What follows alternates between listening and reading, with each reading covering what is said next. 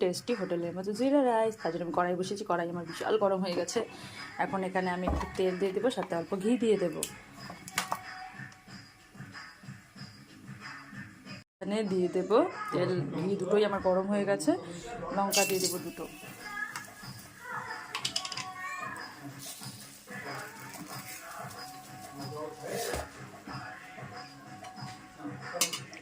আমার লঙ্কাগুলো ভাজা হয়ে গেছে।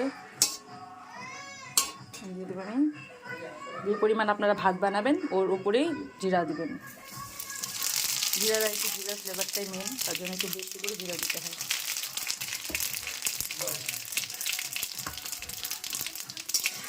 জিরা যখন সেই সুন্দর হয়ে আসবে তখন এর মধ্যে দিয়ে দিতে হবে ভাত। আমি যেহেতু ভাতে নুন দিইনি তাই আমি এই পর্যায়ে নুনও অ্যাড করবো।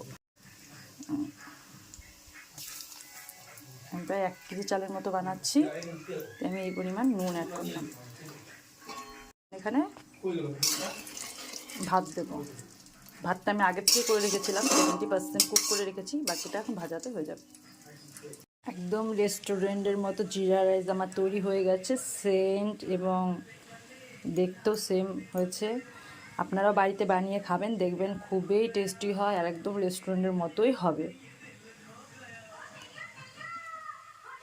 আমি চিকেন কারির সাথে জিরা রাইস সার্ভ করেছি।